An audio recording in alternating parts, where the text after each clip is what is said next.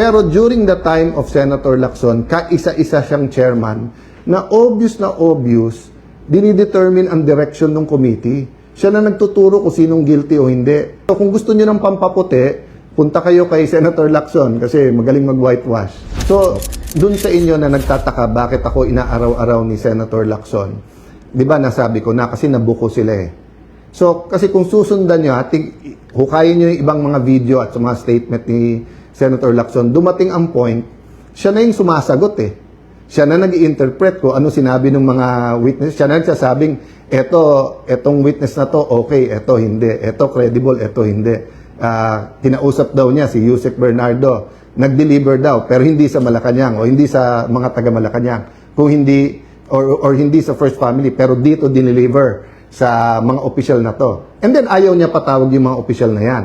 So, kahit na po yung mga investigador sa PNP na 6 months pa lang nag-training, nag-uumpisa na, may simple yan na kung paano mo susundan yung ebidensya. Diba? So, napakaraming leads. So, ang question lang, gagawin natin ba to o hindi? O, bakit ito inuugnay sa impartial hearing? Kasi, kung ang gusto ng administrasyon, kalimutan muna natin lahat ng ibang corruption, impeachment muna kasi importante to. Then that's selective justice, di ba? Then that's discriminating, meaning any other corruption okay na lang sa atin? Basta't dito na lang? Kasi why? So, I mean, I won't go into the reasons, obvious naman, di ba? So, we have the rest of this week, we have next week. Why not call a Blue Ribbon hearing? Why not ask both the administration and the opposition sinong gusto niyong witnesses? Nung araw, ganun eh. Naging chairman ako ng Blue Ribbon Committee. Kahit sinong member na magsabing, sir, can we call ganyan? Kasi when you call a witness, so for example, kung 10 kami mag-attend, ako gusto ko magtanong sa 18 Marines. Di, oras ko yun eh. Di, ako magtatanong doon. Ngayon, may nasabi silang hindi sang-ayon. O di, magtanong sila. Kaya nagtataka nga ako kay Senator Erwin, ba't nagpo-comment pa about the 18? Sabi niya, mag-inhibit siya. At si Senator Pangilinan na dapat ang mag-hearing dyan. Kasi kung ang sasabihin po natin ay, sige, we're getting organized. Okay, pero kung sasabihin nyo, oy, tapusin natin impeachment, wala munang Blue Ribbon hearing. Sandali lang. Napakalaki, mas malaki yung pinag-uusapan nating amounts eh. Di ba? Parang bundok versus... So, yung pag-uusapan sa impeachment, hindi ko mamaliitin yon. Pero kung ano man ang pag-uusapan natin sa corruption compared sa impeachment, it is at the very least as important. But in terms of volume of the money lost, napakalayo. Di ba? So ang point ko po, kailangan nakakapag-multitask tayo. Di ba? Kaya nga dinidistract eh. Kaya nga inaaraw-araw ko ni Senator Lacson, sasabihin niya, move on, tapos siya din ang hihirit. Ang daming, i-explain ko yon yung sinasabi niyang hindi statesman. Ang i-explain ni Senator Lacson ito. Kasi ako, 2007, naging chairman ako ng Blue Ribbon Committee. Before that, 3 terms akong congressman. So, although nung congressman ako, nababantayan ko lang yung Blue Ribbon Committee, pero hindi naman ako nakakapag-participate. But from 2007 until recently, nababantayan ko at active ako dyan. Halos lahat ng naging chairman dyan, sinusundan ng ebidensya. Halos lahat ng naging chairman dyan sa Blue Ribbon Committee, may reklamo ka man, hindi nila sasabihin committee de absuelto or iwa-whitewash, di ba? Pero during the time of Senator Lacson, kaisa-isa siyang chairman na obvious, dinidetermine ang direction ng committee. Siya na nagtuturo kung sinong guilty o hindi. Pati papunta sa DOJ, papunta sa ombudsman, di ba? Parang nagpapasahan.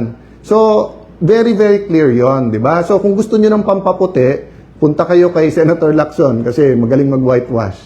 Baka may may pampaputi, di ba? So, yun ang kino-compare niya ako sa lahat ng naging Senate President. Sige, compare din kita. Di ba? Kay Senator Gordon, ang comment lang naman doon dati mag-chance din magsalita yung iba. Once, si Senator Trillanes parang sinasabi. Pero Senator Gordon was always open. Anyone can ask questions. Pag sinabi mo, invite to, i-invite. Yung ibang naging chairman, Senator TG, maraming nagalit sa kanyang senador. Marami. Kasi nga yung Napoles, maraming tinamaan. Actually, some thought nga he was too open kasi minsan hindi pa na-verify na pag-usapan. But walang whitewash. Baliktad, ang tingin ng iba, too open nga. Wala naman reklamo nung ako ang naging chairman ng Blue Ribbon. So, napakaraming iba, sundan nyo. Wala doon. Kaya hindi yung partial report, ngayon pinupuri niya ang ibang kasama natin. Pero nung una, pinupush niya na pirmahan yung report. Nakalimutan na rin yun.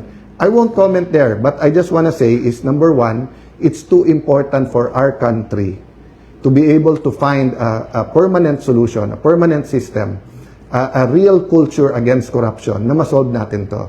Pag lumipas tong administrasyon at hindi natin sineryoso ang flood control at yung infra na corruption sa DPWH, babalik to mas masama pa. Para tong TB na hindi nyo tinuloy yung gamot, magiging drug resistant yung strain, di ba? So parating sinasabi po yon pag tinitreat yung tuberculosis na kailangan, kahit maganda na pakiramdam mo, kailangan mo tapusin yung gamot. Hindi pwedeng sa pangatlong buwan, medyo maganda na pakiramdam mo. Hindi. Ganun din po sa corruption. Minsan lang tayo malingat dyan, mabibinat tayo na mas malaki pa. Nangyari na eh. From Napoles to flood control, grabe po. Di ba? So, having said that, I just want to mention this. We can't keep saying change, then we just change administrations, change presidents, change ombudsman, change Senate president. We have to change the political culture. We have to change our values. We have to change the foundations of what we call governance and values sa governance. So, I'm inviting everyone, total marami na tayo sa page na to. Kung may ideas po kayo, let's put together a Philippine agenda. I think yun po yung mali from EDSA 1 until present. Na kapag ka gusto natin ng revolusyon, inaano natin tao, sama-sama na tayo, magkaisa tayo, sama-sama na tayo. Pero pagka napalitan na ng leader, kami leaders, kami na lang magde-decide. So I think if we want a real change, first, we have to ask God, Lord, anong masamang ginawa at anong... Number two, we have to do it together. So, special mention ko lang yung Tindig Pilipinas. So, di ba, yung grupo nila, Kiko, D, nag-file sa ombudsman. So, na-receive namin today. Kausapin ko pa lawyers ko, pero alam ko na, sinabi ko na sagot ko dyan. But I just want to congratulate them for doing the job for the administration. Alam ko naman na nung ginawa ko to, sunod-sunod na mga kaso ang pupunta sa amin. Sanay na kami dyan, di ba? Sinabihan yung mga senador, pag hindi kayo malis, kakasuhan, pagka hindi kayo... Basta, so ang point ko lang, just remember who you are, Kiko. Di ba? Kiko D. Aquino ka, hindi ka Kiko D. Marcos. Di ba? So, don't get instructions from the administration. In fact, kung nag-volunteer kayo, then you're even doing them a favor. I know, meron kayong issue kay Senator Bato, so file the cases. File the cases. Di ba? Mismong DILG nagsabi nung nasa Senado yung si Senator Bato, walang warrant silang alam. Di ba? So, paano naging obstruction of justice? But I'll end there because I want to just spend a little bit of time to remind you what my dad stood for, no? So maraming nagpo-post at nagpapasalamat naman ako sa lahat. And my dad was a fighter. He believed in education. Madalas niya sabihin sa amin na, Alan, Renren, Lino, Pia, I can leave you, sa house, sa money, pero mauubos yan. Pero the education, pag sineryoso nyo, walang makakaagaw sa inyo yan. Then, my mom's a teacher. My dad was a disciplinarian. So there's so many things I can tell you about my dad, and salamat sa mga nakaalala sa kanya. But the most important thing is nung nagkasakit siya, he had an encounter, no? And he saw a light. Ang tawag nung iba doon, Damascus experience. Kasi he kept on crying and then he kept on saying, why me? So akala namin, kasi ako yung nasa labas noon, din mami ko nasa kwarto, so I ran to see them. Actually, I woke up para ako nahagis from the couch to the floor. We were in the US noon, nagpapagamot siya. And then, he was crying, why me, why me? So sabi ko, why me? Kasi nga, medyo hindi pa niya alam na cancer sa tiyan yun. Akala pa namin liver. Pero masakit parati, may pain parati. Pero nung sinabi niyang why me, sabi niya, alam niya yung ilaw na yun, na-feel niya na si God yun. At why me? Kasi parang sino siya para sabihin sa kanya ng Diyos na buhay siya, na I am a living God. Di ba? Yun yung interpretation ko. So, hindi yun yung exact words. So, after that, alam nyo, may message on Dad. Ang message niya, number one, make God number one in your life. And number two, spend a little bit of time every day with God.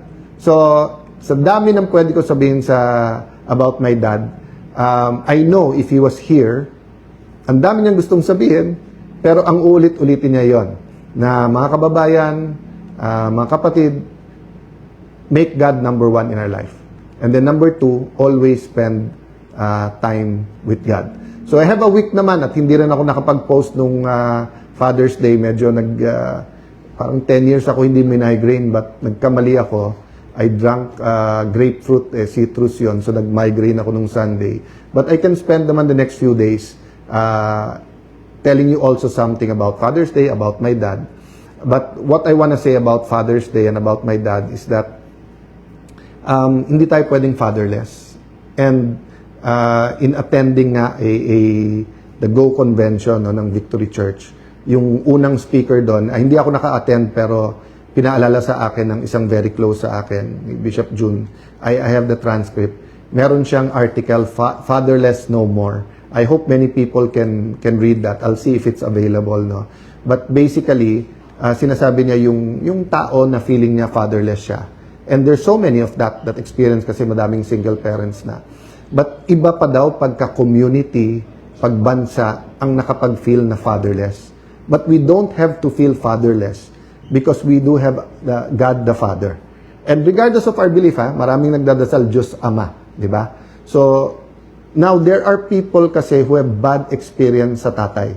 Whether in abandon, whether abusive, di ba? Kaya, pag sinabi yung a father's love, doble yung pag-ulila nila, yung pangungulila, di ba? Double Kasi yung hindi ka naka-experience, tapos nakikita mo sa iba, na-experience sila isang father, nangungulila ka. Pero kung na-experience mo, tapos bad ang experience mo, hindi mo maiintindihan the father's love.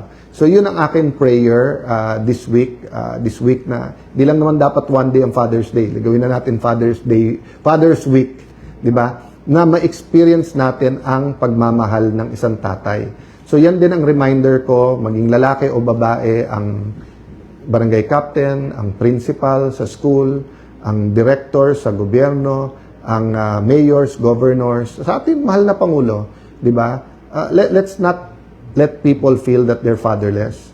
So ngayon na may economic crisis, problema nung earthquake sa Mindanao, yung pong mga killings na nangyayari sa mga eskwelahan, nangyari po sa Ateneo basketball team, people are looking for a father. Diba? And sometimes you didn't ask to be the father, pero kung ikaw ay barangay captain, kung ikaw ay mayor, governor, ikaw ay presidente, ikaw ay head ng COA, ikaw ay head ng AFP, ikaw ay head ng PNP, people need a father.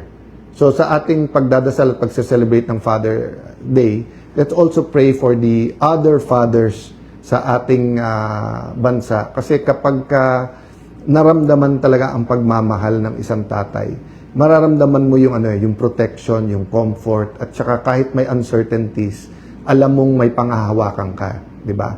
So, let me stop there and hope, di ba, na despite lahat tong division sa ating bansa, man-navigate po natin yung Blue Ribbon Committee, yung impeachment, and then itong mga sunod-sunod na violent crimes na nangyayari sa ating bansa. Don't forget about our economy, ang pangangailangan ng ating mga magsasaka. Planting season ngayon medyo okay, but because of the Israel-US war, yung kakulangan ng fertilizer, additional problem. Even before the fertilizer may shortage at nagmahal, problematic na ang ating buong agriculture sector. No, and every administration has promised they'll do more. I honor the secretaries of agriculture. Many of them have done a lot, pero napakarami pang pangangailangan ng ating bansa. And I fear that storm season is coming. Kita nyo po, konting ulan, baha, kaliwat kanan, di ba? I mean, again, kung anong itatanim yan, ang aanihin. Nung pumutok yung flood control scam, yun na ang nabanggit na natin po yan, di ba, na pagka hindi mo tinuloy yung ibang flood control projects, yung linis-linis lang, tapos massive urbanization, tuloy-tuloy yung pollution, climate change. So, yung dadating na baha, dadating na super El Nino, dadating na economic, sunod-sunod na problema. So, let's pray, no? For father of a nation, father ng schools, father ng mga bawat bayan at syudad, di ba? So, kailangan po natin yan. So, thank you for the time you spend with me dito. And thank you sa mga kapatid natin sa media. God bless you po.